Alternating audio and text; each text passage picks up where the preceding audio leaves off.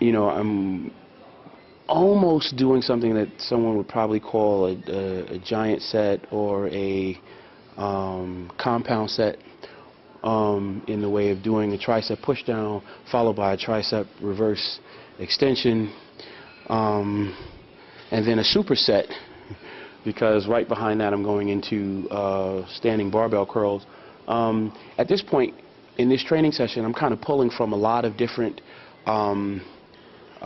training strategies or philosophies, while just working on trying to feel my muscles contract and pump blood into them, and, you know, kind of just take notice of my machine. From there I went into, let's see, we did those, we did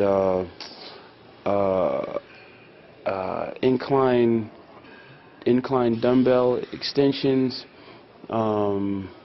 with a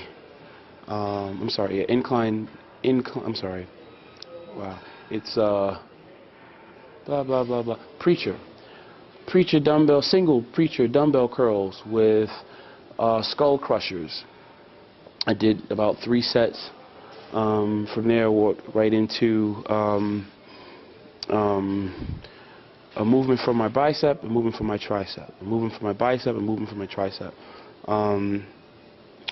This becomes what's called a superset. So at the same time of training my muscles, I'm also working on conditioning, and because I'm not trying to move a tremendous amount of weight, I'm trying to be mindful of the numbers, the rep range, and in a sense creating more volume. So I did a lot more exercises than I probably would if I were going a little bit heavier and taking a little bit more rest time in between sets. Probably did about 5 different movements for triceps today, and a lot of that, you know, I want to caution the people at home not to think that this is what I do every time I train arms, but today I thought this was very fitting in an effort to, again, prime my machine and get ready for the things that I would like to do while I'm addressing my training going forward. And I want to encourage the athletes out there that are looking for inspiration, that are looking for information, and the enthusiast at home. Okay, if Greene is doing this, well, why is he doing it? Please be aware that I'm not saying that you need to do these movements just like I'm doing it, the way that I'm saying that I do them.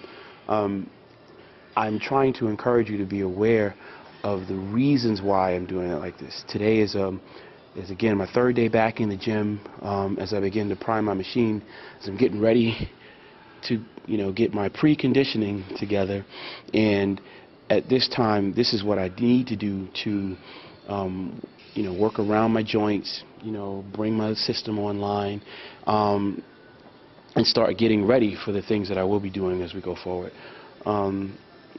So train my bicep, the lower portion of my bicep with the incline dumbbell curls. Again, not breaking any records, you know. In fact, probably if I stop to think about it, looking back on it, you know, to see, you know, this massive guy, or this guy known for being massive, to see him curling like 30 or 40 pound dumbbells, you might think, oh my God, I could do that. That's nothing.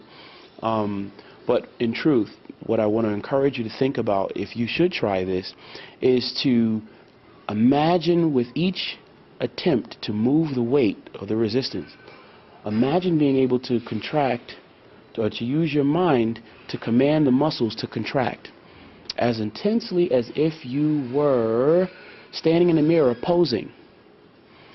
And essentially that's really what I'm trying to do underneath my sweatshirt. And you can't see it because I have a sweatshirt on. But each and every time that the athlete that you're witnessing at this level is training, at some point he has to learn and master his ability to contract the muscles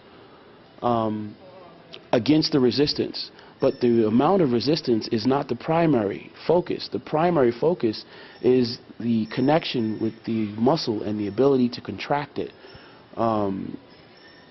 So I'm looking for intense muscle contraction, and it just so happens that I'm able to adjust the level of intensity, you know, by adding weight or subtracting weight.